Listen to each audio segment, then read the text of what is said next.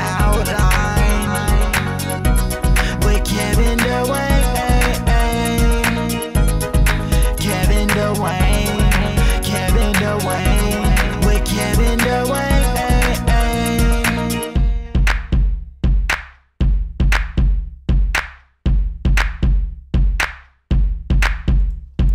Yo, what's up? It's The Outline with Kevin Dwayne. This is episode 40. 40 episodes. I don't know what to say. Every week, it's just, you just add one to it and you move forward. But remember, you can listen to this podcast and all 40 of its episodes on SoundCloud, iTunes, Stitcher, Google Play Music, and KevinDwayne.com. Please don't forget to leave your comments, leave reviews on iTunes. Also, download them to your device. When you subscribe, you are able to automatically get them delivered to your phones or your iPads or wherever you listen to podcasts. That really helps with the rankings. But thank you to those of you who do it all the time. Thank you for all the kind words, and thank you for listening every week. It's a new week. A lot of bullshit's going on, and we'll get to that. But let's start with my student loans. Does anybody want to pay them for me? Because I just can't deal with this shit anymore. I just can't. I would be a whore, like a paid whore, if somebody paid my student loans. I don't see what the problem would be. I fuck for free anyway. Why not get something for it? Seriously, you pay my student loans and I'll be your sex slave. It's no problem. I've done worse. Trust me. It's okay. Why not get paid? That's what I'm trying to do. I'm trying to get paid. And all you have to do is pay my student loans. No cash will hit my hand. I will give you the account numbers and the websites, and you just go in and put in your banking information, and we will be good. Because I am tired of this shit. I feel like it's been too long, and I'm getting nowhere in paying these bitches. I always give Sally Mae, aka Navient, a hard time, but the truth is, they aren't even the bane of my existence. They're okay because they work with me. It's my fucking private loans that get on my goddamn nerves. Those bitches are trash. I just got off the phone with them, and I'll get to that in a minute. Because they're whack because they don't give you the same options as a federal loan or one you get through, Sally Mae and other people. They're just like any old bank loan. So they don't really give a fuck about your problems. They don't care about your hardships. They say, look, listen, you're going to pay us or we're hitting that credit. It's that simple. It's just that simple. And I'm like, get your money, but understand that there's just times that I don't have it, bitch. I don't have it. I don't have it. Come repossess this degree and we can move on with our fucking lives. So I remember 5 years ago, when my mom passed, I was laid off as well. So I had no money. I was like, listen, I gotta, take precautions, figure this shit out. So I called these hoes and I'm like, okay, I just got laid off. I am going to need a hardship deferment. 2-3 months until I get back on my feet and figure things out, blah, blah. They denied me. They were like, oh no, you don't qualify for a deferment because you don't know when you're going to have money again. And I thought to myself, well, no, I said that to them. I said, what the fuck do you mean? That makes no goddamn sense. I don't have money now. So how am I? And I just lost my job. I don't know when my next job is coming. I'm going to be looking for a job, but I don't know when I'm going to be able to pay us again. But what I'm asking you is for 2-3 months deferment. What the fuck is the problem? I know I get it, even though it's trash. Okay, so with private loans, especially the one that I have, it's so bad. They only give you 12 months, 1 year that you can defer for the entire life of the loan. Now, there's no way that I was ever going to pay that thing off within 5-6 years. There was just no way. It just wasn't going to happen. So imagine that. You only get 12 months, the entire life of the loan. I was like, okay, so this is the beginning of that. And they denied me. And I was just like, what the fuck? And I said to the rep, I'm like, so you guys would rather negatively report on my credit that I'm not making payments because I can't, then give me a deferment while I figure out my finances. That makes no fucking sense. She was like, yeah, that's just how it works. And I'm just like, are you fucking kidding me? So I remember being mad. I was already frustrated because I got laid off and my mom had died like a week and a half before. So I was already like, what the fuck? So I talked to a few people who worked, in banking and stuff like that. And they told me what to do. They were like, listen, just lie and say that, you have some money coming or, something just to give them incentive and they'll give it to you. And I'm like, that's so stupid though. But here's the thing. I did have a little money coming because of my mom's life insurance. So I was like, okay, so it's not completely lying, but I just hated that I had to do that. So I called back and I was like, okay, in 2 months, I should have, a payout for my mom's life insurance and I'll have money. Can I have, this deferment? And they gave it to me. And I'm just like, what the fuck? All of that. And from that point forward, I knew that this particular loan was going to be trash, and it has been trash ever since. But fuck them. I don't care. I just got off the phone with them this morning because once again, shit happens and the payment is way too high.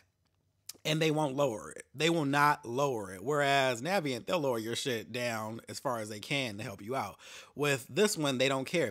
In fact, they keep raising it. Every time I've deferred, they've raised it higher. And I'm like, that's not helping me. I'm never going to be able to make these payments. And so we got to a place where it's easy to get behind. So I got a little behind and I called today and she was just like, yeah, there's really nothing we can do for you.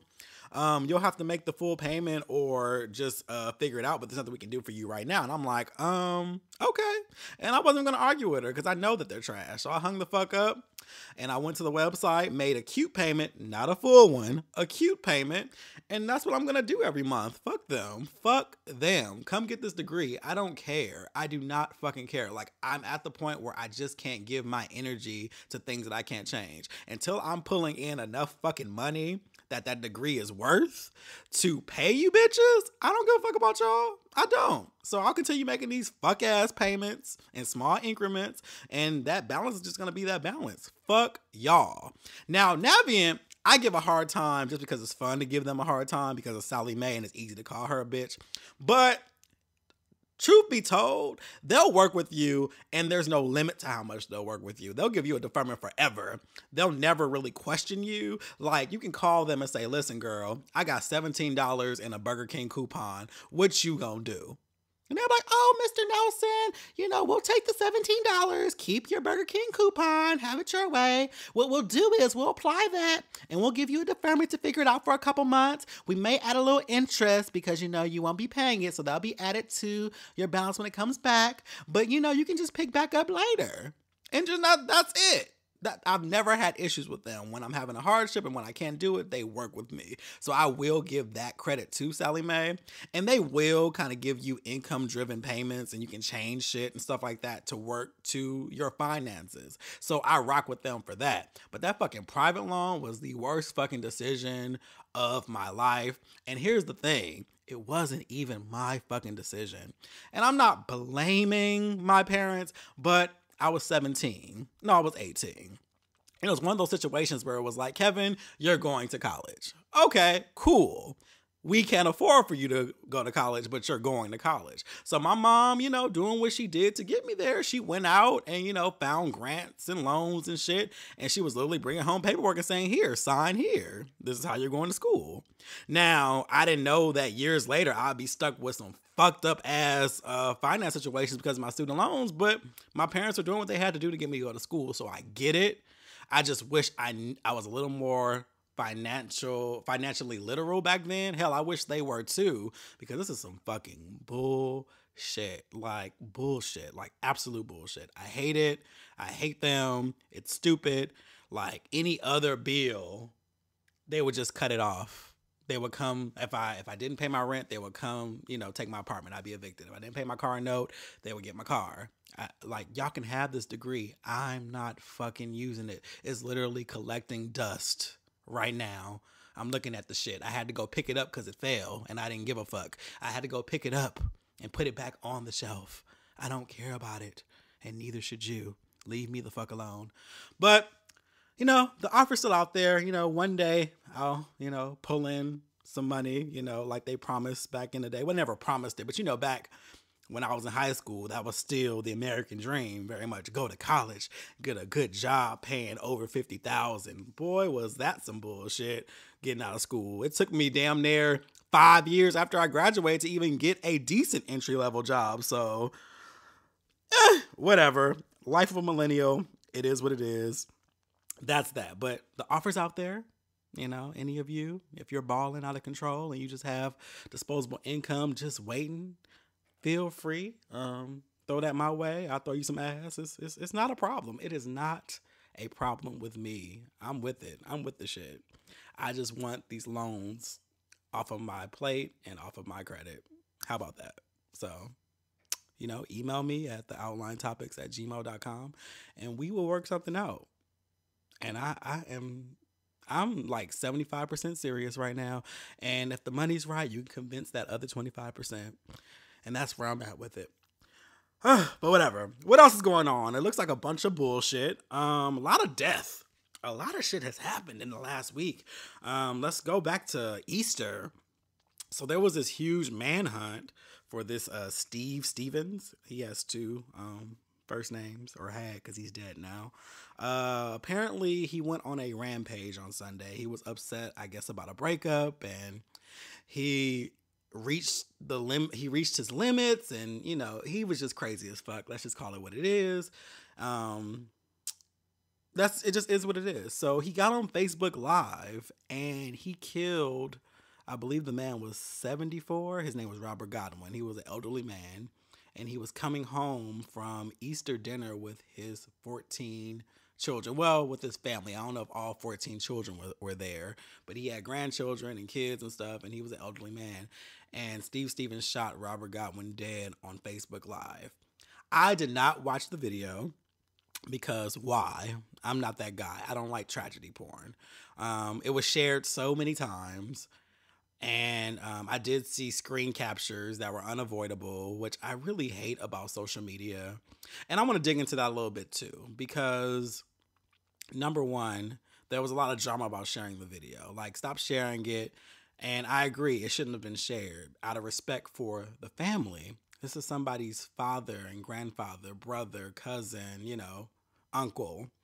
And you're sharing this video of them being killed in cold blood for no reason on Facebook. So out of respect for his soul and for his family and for the man, that's why you don't share it. It's not because you have a right to share it. And some people are making arguments about, well, this isn't even that bad. Like this was the dumbest argument I ever heard in my life. They're all like, you guys got your nerve talking about this when y'all watch porn and Tumblr and shit. I said, those two things aren't the same. Stupid motherfucker. Like, those aren't the same things. What in your mind made you think they were? And what does watching porn have to do with sharing somebody being killed on Facebook? Like, that doesn't even make any goddamn sense. It's so tone deaf and dumb. And I'm just like, okay, yeah, okay. I follow a lot of idiots, I realize. And I unfollowed a lot of idiots that same day. I just can't deal with people who don't think. I can't. People who can't think critically, who can't see the bigger picture, who can't look at things from all sides. It drives me crazy when it's just one-sided. So there's that part. There was drama with that. I fall on the side that the video should have been shared because it's disrespectful to the family of the victim and the victim himself. That's why I believe it shouldn't have been shared. And it's just a fucking disgusting, sick video. It's tragedy porn. There's just no need. And that was that. On the other side, before the man Steve Stevens killed Robert Godwin, he made him say the name Joy Lane. Joy Lane was the girlfriend of Steve Stevens. This obviously caused all the hoteps and misogynists, and when I say misogynists, I mean male and female, because there are some women out there who are just as bad, to start trying to shift blame on his girlfriend. Like, there was somebody really going off like, oh, this bitch made him do it, and that stupid bitch, she was getting death threats and all this shit. And I'm just tired of this shit, y'all. Like, when do we get to a place where we make men accountable for their own shit? We can't blame women for everything. Women aren't culpable for everything that men do. Hell, they're not culpable for anything that they do. Everybody makes their own decisions except children. Now, you can blame a parent for what a child does if the child is young enough, but a grown-ass man going out on a rampage and shooting people and going on a hunt, that was his fucking decision. He should have sought out help, and he should have handled it a different way. But it's not his mom's fault. It's not his girlfriend's fault. So even bringing up her fucking name makes you an idiot. It makes you stupid. I'm so sick of this. I'm so sick of people trying to blame women for the actions of men. You just can't. Pussy isn't that damn powerful, goddamn it. It's powerful, but it ain't that goddamn powerful. It's just not. Fuck that. Fuck that. He decided to go out and shoot people because he was upset and couldn't take it anymore. He decided to do that. She didn't make him do that shit. I don't give a fuck what she did to him. I don't give a fuck if she threw hot grits on his ass. I don't care. I don't care if she cheated. I don't care about anything. I don't care if she manipulated him. I don't care if she had a baby outside of the damn relationship. I do not care. I don't care if she made him pay child support. I don't care. No matter what she did, he still went out and took a gun and shot a stranger in cold blood. That is his responsibility, and the blood was on his head. That's it. There's no way around it. People have to be responsible for their own fucking actions. Stop trying to blame women for shit that men do. It's stupid. It's dumb. It doesn't make any sense. There's no logical sense. He and he alone is responsible for that shit. So that's that. He's now dead. He had a, in the pursuit, because he went to like 4 or 5 different states, I believe. And he ended up killing himself. So that's done. Moving forward. This morning, Aaron Hernandez, who just got off for like a double murder, was found dead in his prison cell. They say he hung himself with a bed sheet hanging from the window. Now, he was a terrible person, and he got off for murder. But who the fuck is buying that he really hung himself in prison? Like, anytime somebody dies in prison, I never buy it. I just don't. Because the amount of supervision that is taken in prisons, and it's always suspicious. Like, who the fuck is really out here hanging themselves? Like, really, of all the ways you can kill yourself, who the fuck is really out here hanging themselves? Like, it's just, nah. Nope. So that gets a major side eye. I won't say it's a conspiracy. It's just a side eye. Like, he was killed. I guarantee you he was killed. Like, that's how this works. That's how it always fucking works. It's prison. He was killed because he had to pay for whatever he did. There's probably people on the inside who were upset about him getting off, and they got his ass. And that's just my belief. But hung? Child. Nah, I don't buy that shit. On to happier news. Kendrick Lamar's damn album came out last week, and I fucking love it. I love it. The cover is still trash, and I hold to that, but the album is awesome. I think it's great. I love Kendrick Lamar in general. Like, he just has 3 classic-ass albums, in my opinion. I love them, and it's not even based on hype. I love what Kendrick Lamar is about. I love his message, and like, it's just a great album, and I love the themes throughout. My favorite songs are DNA, Element, Love. I enjoy Fear. Now, I know people want me to say Loyalty because it has fucking Rihanna on it. I do enjoy the song a lot. I hate the word loyalty because I feel it's overused, because it is. The song is cute, but it's not my favorite. I feel like it's just because Rihanna's on it that's making people say, oh my God, it's so good. It's a good song. Like, I like the flow and the swag of it, but it's not my favorite. Element's probably my favorite. Fear is dope. I just love the concepts. And Kendrick is very lyrical, very wise, and I dig everything about him. I streamed his Coachella set over the weekend. It was so good. You know, Kendrick doesn't tour. Like, I don't know if he's going on tour soon, but he hasn't been on a tour in a long time. Like, he doesn't even have concerts that often. So it was so good to see him perform 3 albums of material. Well, actually, he did do his the unreleased, unmastered set he released a couple years ago. He did a couple tracks off of that too. But the visuals were stunning. And if you get a chance, go watch it. It's online. I believe it's on complex.com and also Mr. World Premiere. And the set was amazing. The visuals were so good, and the way he performed on this huge stage, it was stunning. It was great. Like I really enjoy Kendrick. Like he's dope. He is actually one of my favorite rappers. He and J. Cole are my favorite because they just have a conscious mindset that I can rock with. So if you haven't heard the album, listen to it. If you haven't checked out the set, check it out. It's really good. It's about an hour and 10, 15 minutes. But it's really, really good. So check that out. LaToya Luckett has been on her shit. And it's been a long time since she's released an album. I believe the last album came out in 2009. Now, there's been other singles and things like that, but they never got anywhere. And she was focusing on acting and doing other things. So I get it. So she's now releasing another album that's coming out next month, I believe. So she released a video not too long ago called Back to Life. And it was like 10 minutes, and there's a whole storyline of like, love and relationships and stuff like that. That was really, really beautiful. Like a really beautiful video. The male lead was fine as fuck. And it was a good storyline, with, the side chick and the whole thing. The song was cute.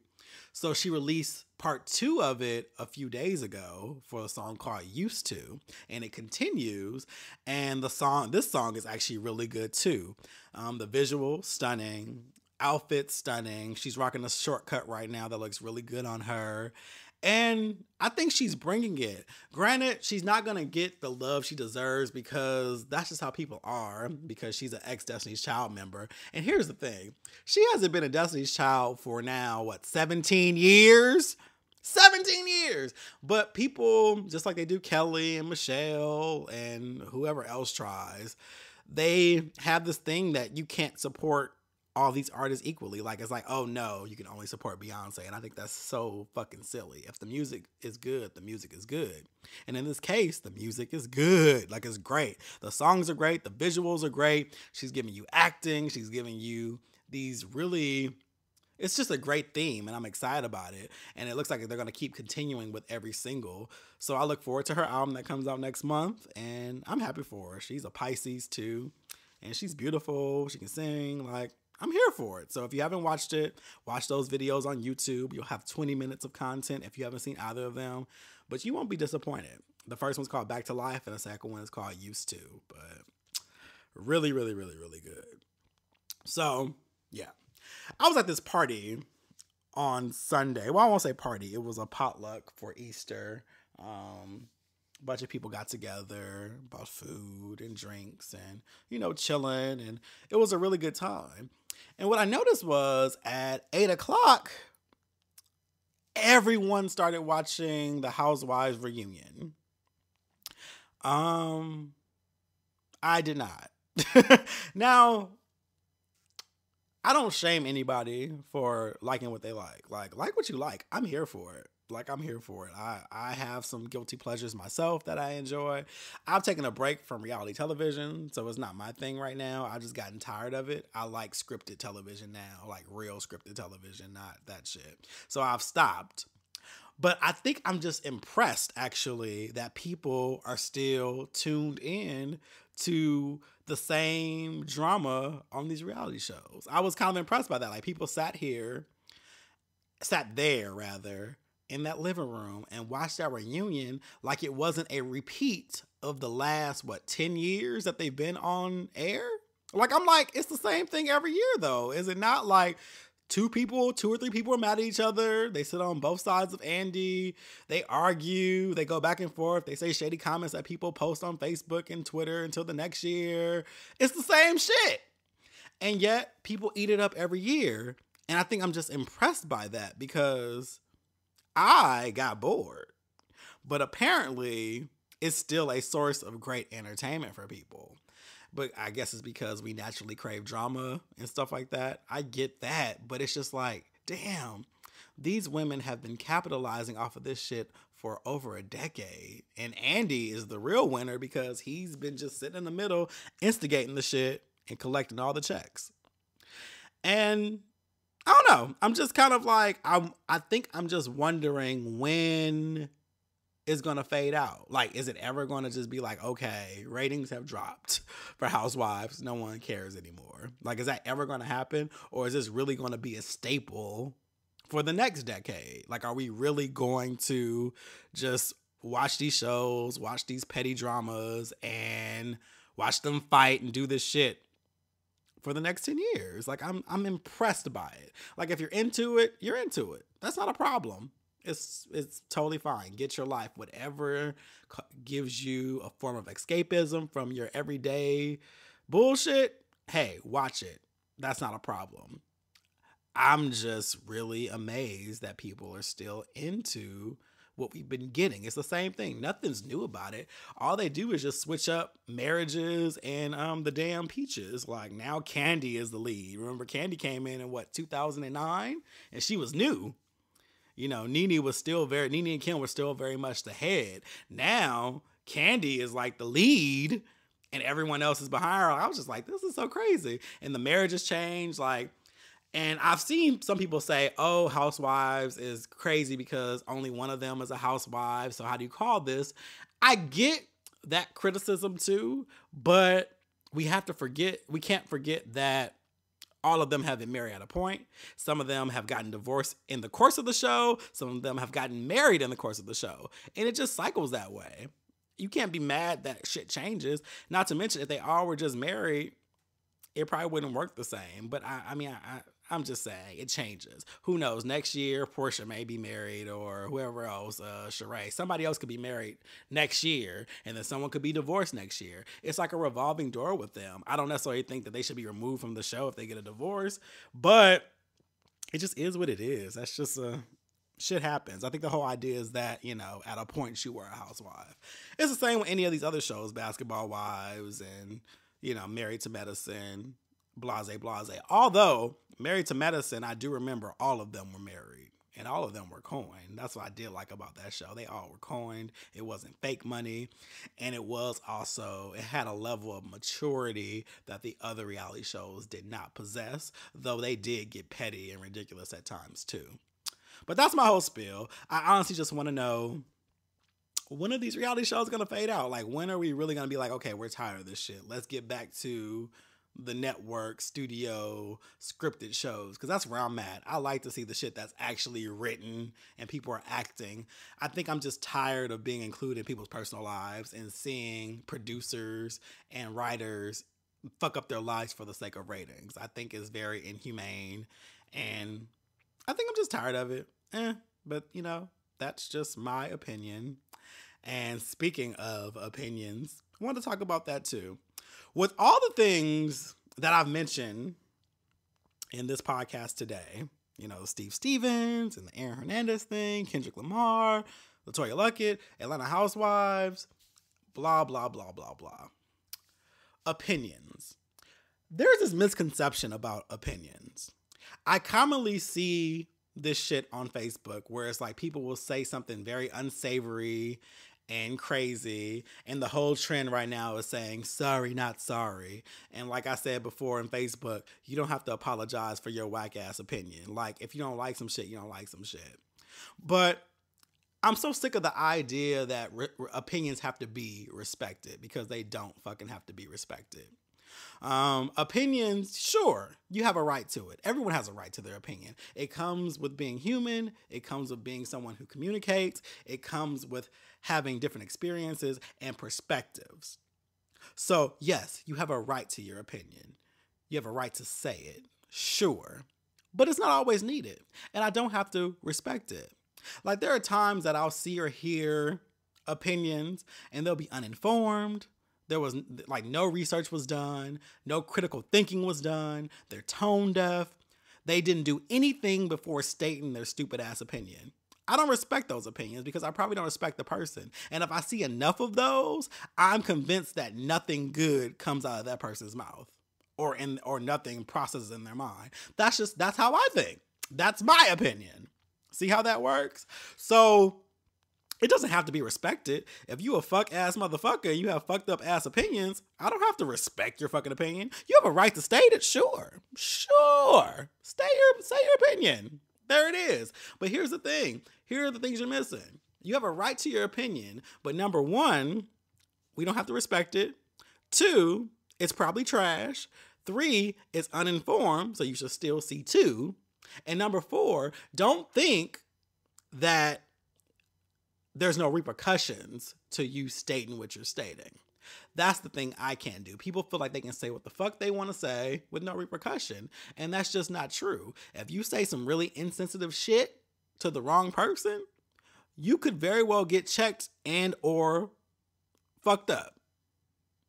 Just understand that. Yes, you have a right to your opinion, but that does not protect you from repercussion. It just doesn't. So watch that shit. But no one has to respect your opinion. Your opinion could be trash. Now, and I'll close out with this.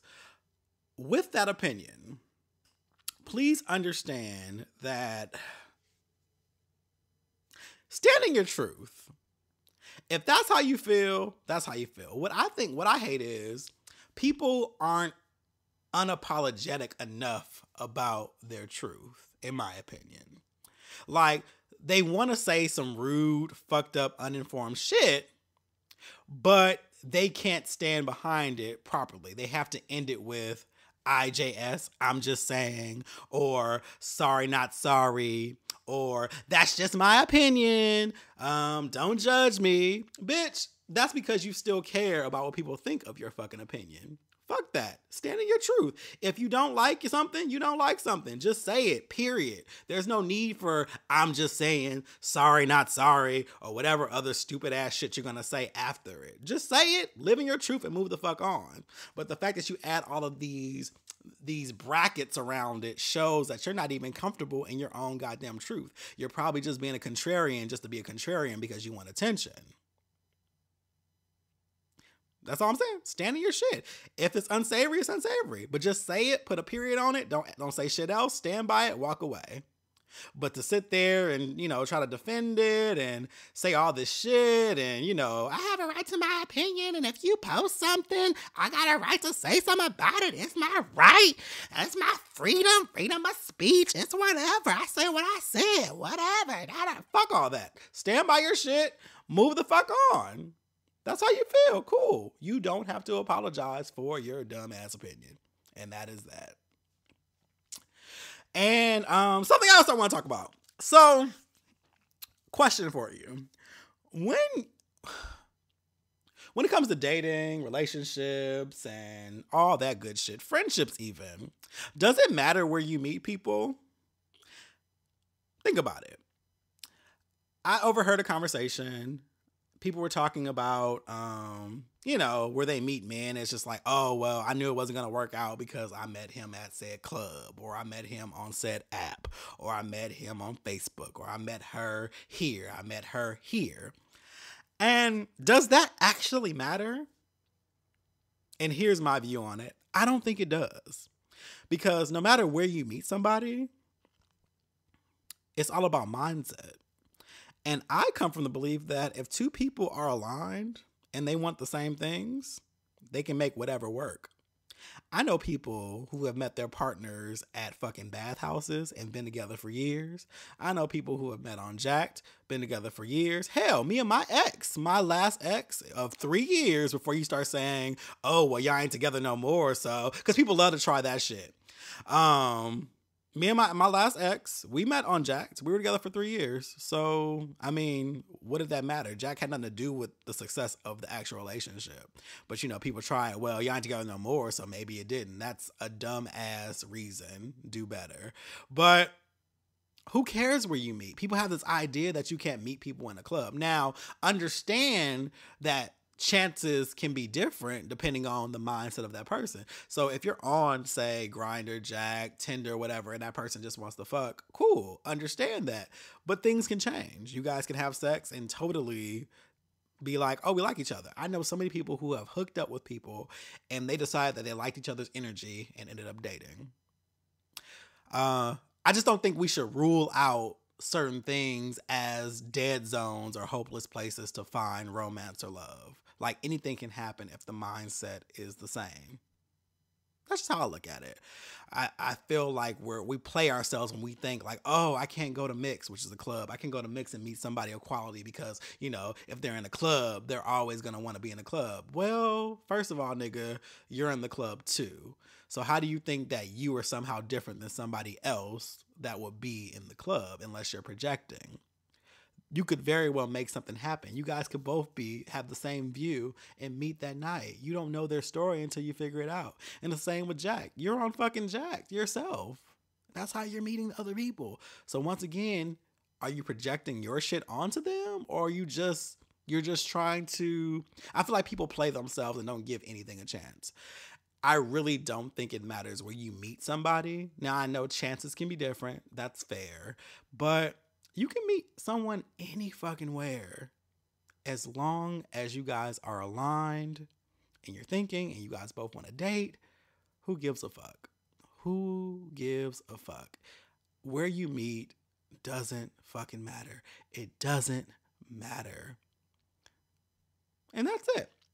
That's all I got today, but thank you for listening to episode 40. Please remember to download the podcast to your devices and leave a review on iTunes for me. Please tag me in your posts on Facebook and Instagram. Thank you for the love on Twitter. I love the comments. I love interacting with you guys. I love seeing people out too now too. Like when I do go out and they're like, oh, listen to your show. And I'm always surprised by the people that actually listen to the podcast weekly. And you guys are great. So thank you so much for your support. And I will talk to you all next week. Peace out.